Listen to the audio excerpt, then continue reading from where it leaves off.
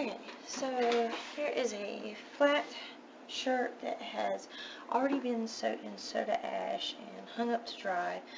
You can tie it up, dry, and then soda ash it however you like to dye it. It doesn't matter. That's just how I do it. So, nice and flat. I have it right side out. You can turn it inside out, but remember if you do that to reverse it, unless you want to have like a left-handed guitar. Okay, so take a guitar, or find like a printout online. You can go to a guitar shop, maybe they'll let you outline one, or have a friend outline one, give you a stencil. But anyway, we have lots of guitars. So I'm taking a washable marker, like for toddlers, so they can write on stuff, oh, and then you can just wipe it off. But anyway, so I'm just going to straight up trace this guitar.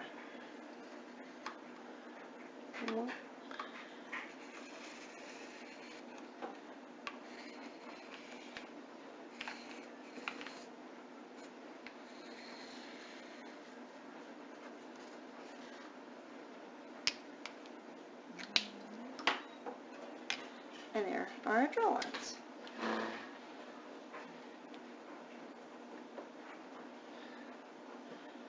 Now, if you wanted to, you can go in and, if you want more detail, go in and draw like where your pickups would be, and your knobs, and your neck, and like, if you really want to get crazy with it, your pick guard. But if you wanted to do that, you could just do little stitches like that and tie it up. I'm not doing that in this tutorial or even on this shirt. I'm not getting into that much detail. The more detailed something is, the more you have to spend time on it, so your price, if you're selling, should reflect how much time you spend on it. So for me, this is just going to be a basic shape, real quick, and yeah. Okay, so next you'll need rubber bands. And it's pretty simple. You just do an accordion fold or a fan fold along these major lines. So, like I said, I'm not going to do this. Just saying that it is an option if you want it to be more detailed. Get this where you can see what I'm doing. So fan fold, or accordion fold, or just up, down, up, down, up, down, up, down. That's all it is. And then you have your straight line. Take a rubber band.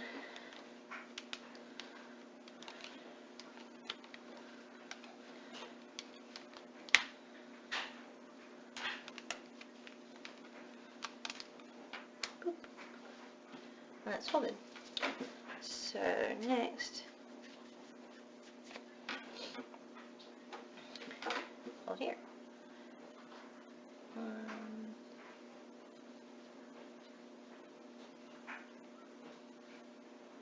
And folding tinier folds will give you more detail off, but like I said, the more time you spend on a design, the pricier it will be, because your time is money if you are making this sale. If you're making this yourself, then you can spend as much time as you want on it. But around here, people don't care, so I pretty much make those as specialties.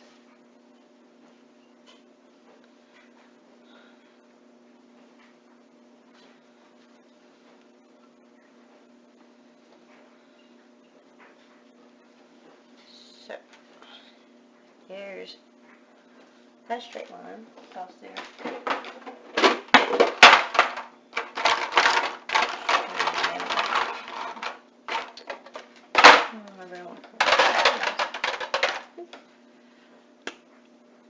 See that straight line? Ready? So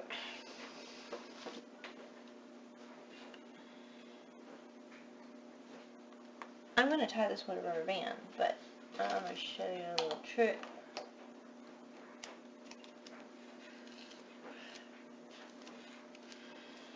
So these are skewers that you use for kebabs. And I've just taken the tips off of them, but you can take one, or you can use chopsticks, and you can tie a rubber band there, break that off, tie a rubber band there. This is what you would use for like really big shirts, like 4XL and up, because some of these folds are just so wide that you can't get a rubber band around them and it's still lay flat. They want to fold up like that. So that's just a little trick that you can use on big shirts. I don't need that, so.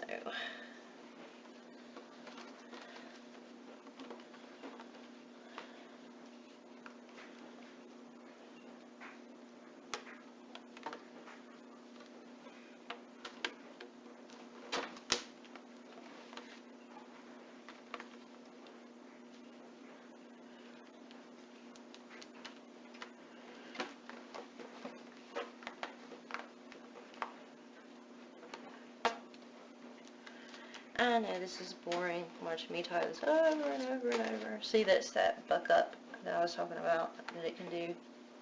Oh.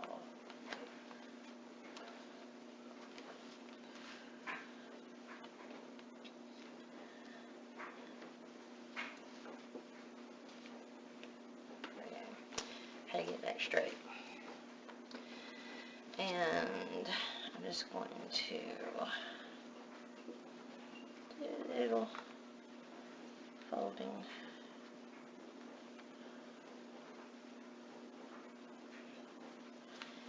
You can get real precise with it, like I said, with your folds. But I'm not going to spend a lot of time on this because it's for a tutorial. And I'm just going to throw this into my inventory. I put it online for y'all.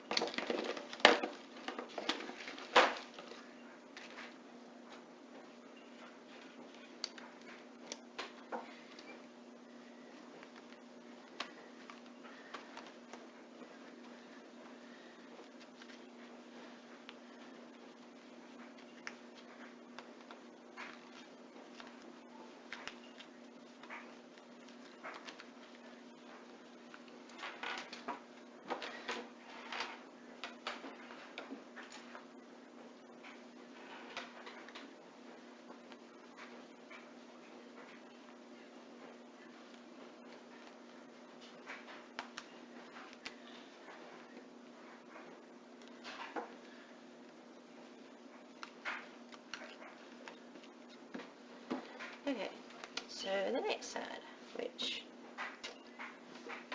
see that line? Just going to do the same thing here. Over the line.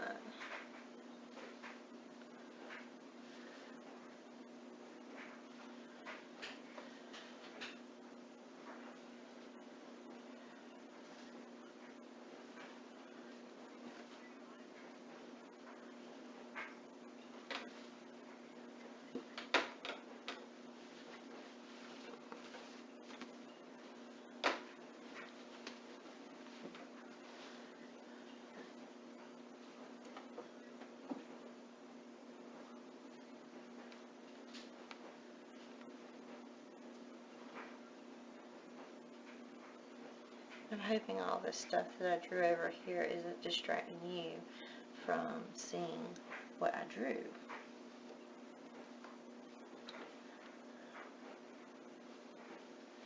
So I am following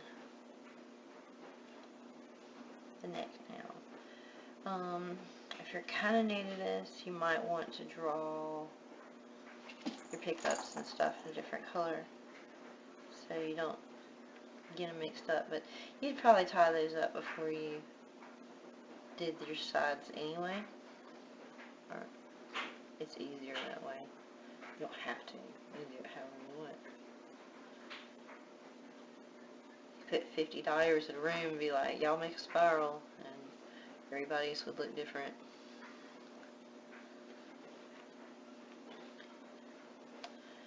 Again, see the straight line? That's your tie line. And you don't have to use rubber bands. You can use sinew. Here's some. Whee. Or you can tie it up with that.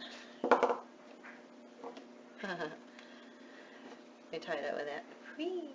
But I'm just using rubber bands because that's what I'm doing today.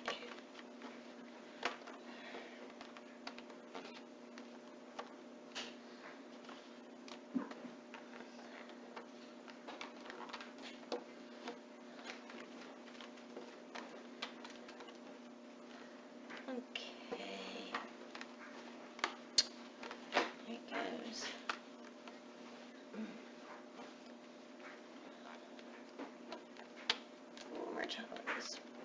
Maybe not. Okay, that's not quite as tight as I'd like it, but that rubber band kind of quit on me. It wasn't as big as I wanted it to be. So I'm just going to throw another one right there to make sure I have good definition.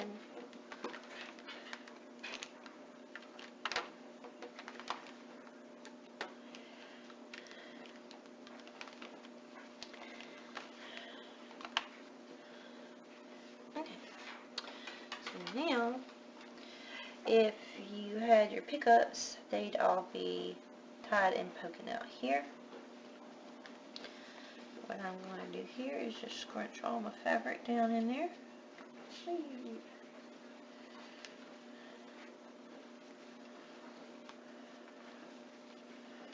Scrunch it.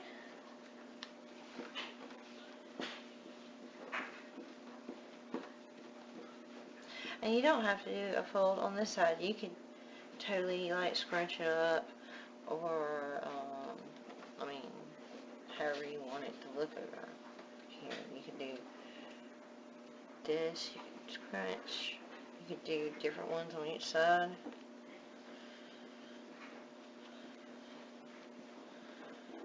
But to keep a nice uniform look.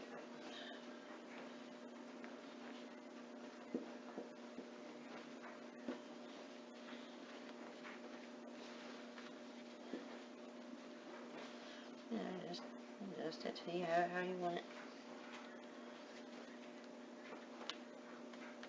That's the great thing about tie-dye is I can be a little bit of a perfectionist for some things, but with this, it kind of has helped me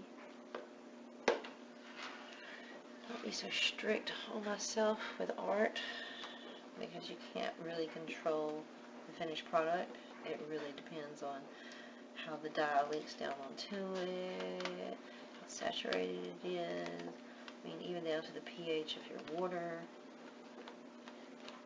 So it's really hard to have control, consistent, every time, same thing happen.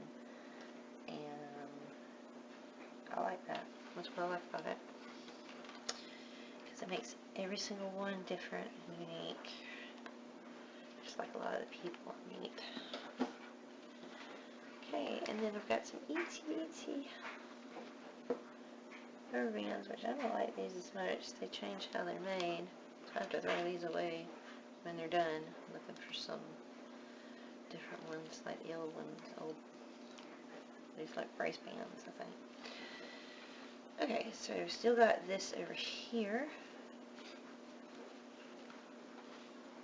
And we are just going to take band and kind of hold it in place.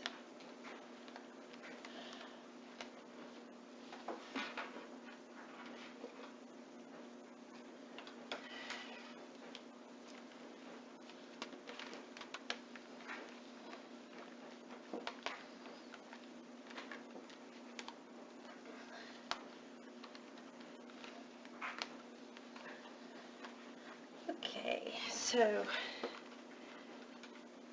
in the original shirt, I had dyed this. This is the guitar. So I had dyed it black, and then I'd done rainbows off of it. I think I'm gonna dye this one a little different. So that'll be the next thing I show you. So I'm gonna show you one way that you can dye this, but there's lots of different ways. If you went in and did the details, you would dye those first and then dye your body. If you tied off the neck, you know, you could dye it brown. It's according to how much detail you put into it. Like I said, this is just a simple guitar shape. So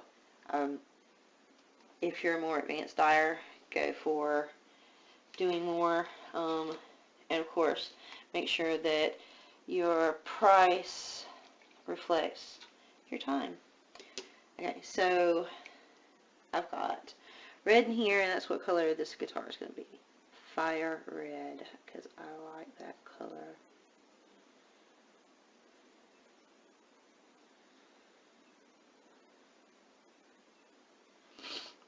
You can use like whatever kind of tools you want to dye it. You can use droppers, you can use syringes, you can use, this is a meat baster with the end cut off and sanded so it's not sharp. Dye bottles, like hair dye bottles, some people use those. They sell bottles just to put your tie-dye in. I don't use those. I like this because I can be real precise. Drip, drip, drip, drip, drip, drip. Like I'm doing something very tiny and just want little details. I can be precise with this. So, I hope I don't run out of red, because this is actually some dye left over from earlier today. Different dye projects. So let's just check that and see. Oh, that looks great.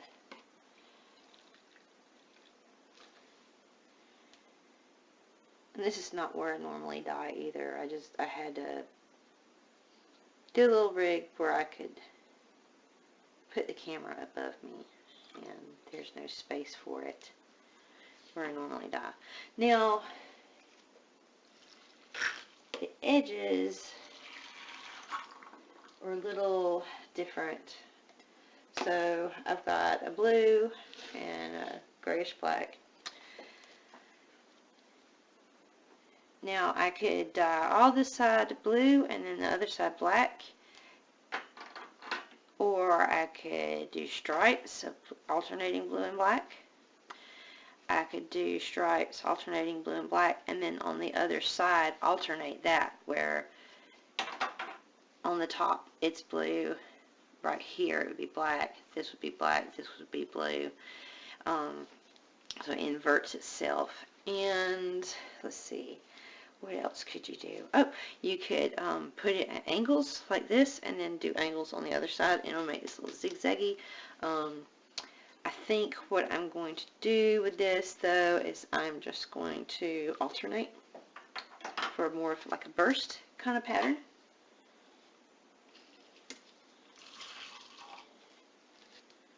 I'm going to go with blue first.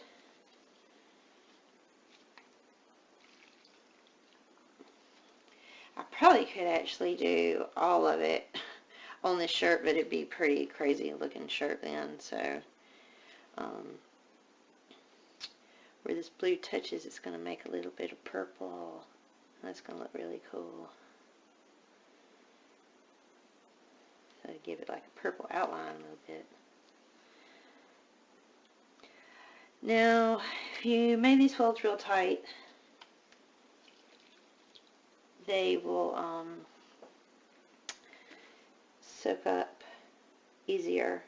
These are kind of thick, and I'm kind of layering the dye on real fast, just to be done for the day.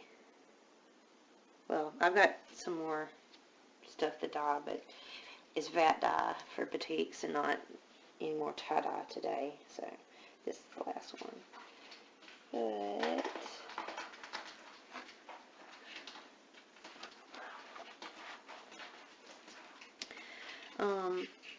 and I normally dye into an old sink. You can just use a pump sprayer to clean off your wire. But some stuff I do dye with fabric under it, because you can wash this and it stains it. It's just old towel, and then you don't have to worry about throwing away a bunch of paper, which I already do when I do batik by using it as strip wax. So anywhere you can save money or time, makes you more efficient with your art. You can tell this is bleeding out a lot, so if I went slow, it'd soak up and spread less, right? But just a quick tutorial for a simple design, so a little sloppy. I'm just going to check down in these folds. See, it's saturating real good. See that? Whoop.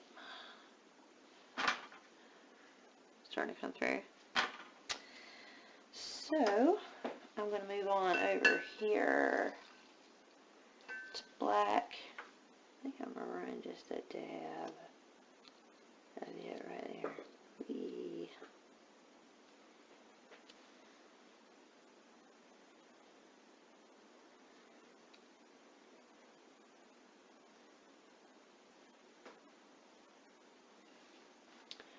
I know some people start in a specific color scheme. I know people that will start with their darkest color first. I just pulled up some blue, didn't I? Totally did.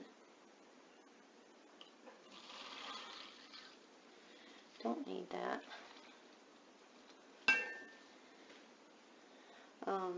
But I like to start with my lightest color and then go up to my darkest color, especially yellow. If I'm using yellow, I always use it first because it seems to kind of vanish and get soaked into green or orange if it's like a rainbow design. Yay. Okay.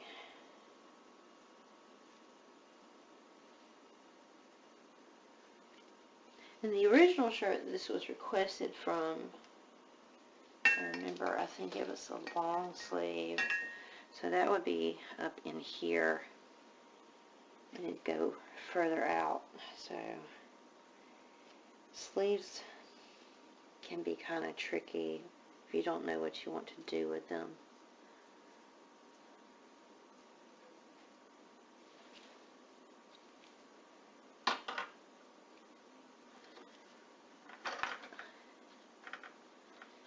Okay.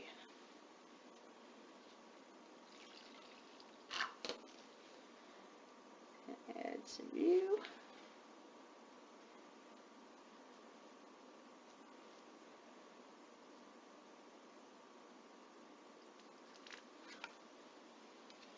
Saturate that down in there.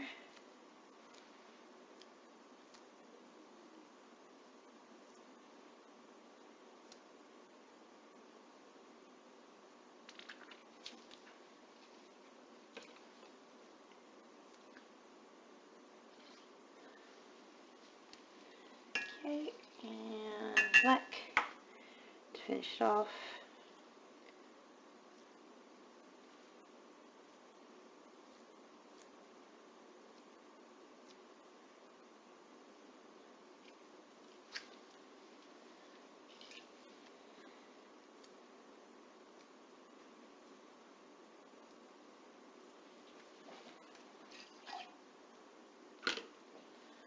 Oh, there we go. See, it's nice and soaked down in there.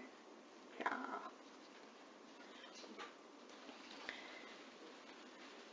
Now, there's lots of ways you can just let this sit, and I'm going to move it to one of my bins so it can batch. But, of course, after this is batched and set up, however long you need, it's really cold here, so I'm going to probably batch it over the weekend, maybe, because we got stuff going on. I might put it in a hot room and heat it up, wash it out tomorrow, so I can be done with this tutorial. Anyway, so you let it batch till it's set, and then, you know, take your rubber bands off of there, wash it out, and you'll have your finished product, which I will show you at the end, or probably the beginning of this video. So, anyway, good luck dyeing your shirt, not enjoy your life. Okay, this is the finished shirt. Has been untied and washed out. This is the red guitar with the blue and black tie-dye around it. So this is the finished product. And that is also the end of the tutorial. So I hope you liked it, and good luck with making your own.